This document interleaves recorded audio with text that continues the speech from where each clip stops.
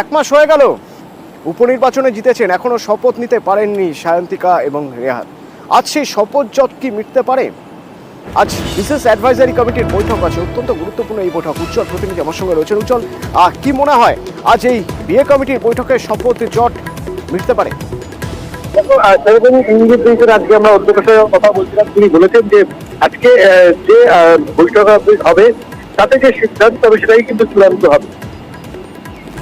অর্থাৎ দীর্ঘদিন ধরে যে জটিলতা চলছিল সেই জটিলতার শেষ কোথায়, কিভাবে তার সমাধান সূত্র বের করা যেতে পারে, তার জন্য বেশ কিছু পদক্ষেপ ইতিমধ্যেই করা হয়েছে। এবং বারবার করে আমরা দেখেছি যে বিভিন্ন স্তরে চিঠি দিয়েছেন অধ্যক্ষ নিজে, রাষ্ট্রপতিকে চিঠি দিয়েছেন, উপরাষ্ট্রপতির সঙ্গে ফোনে কথা বলেছেন, রাজ্যপালকে একাধিকবার তার সঙ্গে যোগাযোগ করা হয়েছে। যে নবনির্বাচিত জনপ্রতিনিধি তারাও কিন্তু অবস্থান করছেন, কিন্তু কিছুতেই কিন্তু সমাধান সূত্র মিলছে না। আজকে বিশেষ যে বিয়ে কমিটির বৈঠক সেই সবাই উপস্থিত হয়েছেন এবং এখান থেকেই সমাধান সূত্র পাওয়া যাবে বলে মনে করা হচ্ছে। ইতিমধ্যেই অধ্যক্ষ কিন্তু সেই ধন্যবাদ। আমি এখন কি ব্যাপারে কোনো কিছু বলবো না, এখানে কোনো কিছু বলার নেই। আমি যা বলার আমাদের বিয়ে কমিটির মিটিং আলোচনা বিয়ে কমিটিতে সিদ্ধান্ত হবে কি হবে। গতকালই ডেপুটি স্পিকার আশিস বন্দ্যোপাধ্যায়কে দায়িত্ব দিয়েছিলেন রাজ্যপাল শপথ বাক্য পাঠ করানোর, কিন্তু তিনিও বেঁকে বসেছেন।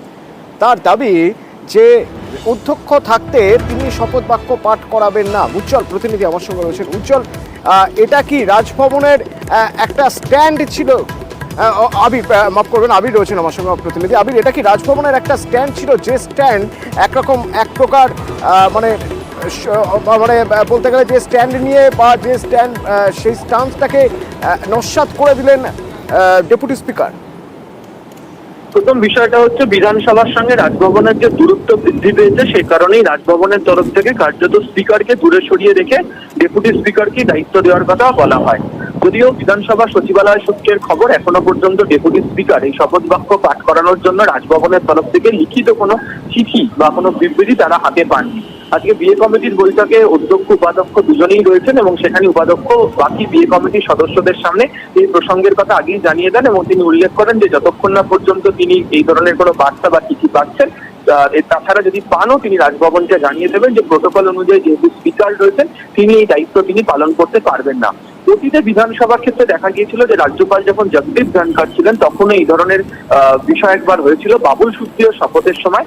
তো যদিও সেই সময় বিমান বন্দ্যোপাধ্যায় তিনি ছিলেন না, সে কারণে হচ্ছে ডেপুটি স্পিকার আশিস বন্দ্যোপাধ্যায় তিনি শপথ বাক্য পাঠ করিয়েছিলেন। দুটো পরিস্থিতি আলাদা। এক্ষেত্রে দাঁড়িয়ে আজকের এই জটিলতা কাটার ক্ষেত্রে দুটো ইঙ্গিত রয়েছে। এখন যে বিয়ে কমিটির বৈঠক চলছে, যদি সেখানে কমিটির গরিষ্ঠ সংখ্যক সদস্যরাই তারা জানিয়ে দেন যে অধ্যক্ষই শপথ বাক্য পাঠ করাবেন এবং বিধানসভার বিশেষ অধিবেশনের মধ্যেই শপথ বাক্য পাঠ করানো হবে, তাহলে এই জটিলতা কেটে যাওয়ার একটা ইঙ্গিত মিলবে। দ্বিতীয় যে প্রসঙ্গের যে বিষয়টি থাকবে সেটার ক্ষেত্রে উল্লেখিত যে ফের পুনরায় যদি রাজভবনের কাছে বিধানসভা সচিবালয়ের তরফ থেকে জানিয়ে দেওয়া হয় এবং ডেপুটি স্পিকারও জানিয়ে দেন যে তিনি যেহেতু শপথ বাক্য পাঠ করাতে রাজি হচ্ছেন না বা করাবেন না, ফলে অধ্যক্ষকে শপথ বাক্য পাঠ করার অনুমতি দেওয়া হোক। এই দুটি রাস্তা এই মুহূর্তে রয়েছে। যেহেতু বিয়ে কমিটির বৈঠকে বিরোধীরা কেউ যোগদান করেন না এবং যোগদান করেন না, ফলে যারা বিয়ে কমিটির যারা সদস্যরা উপস্থিত রয়েছেন তারা প্রত্যেকেই শাসক দলের।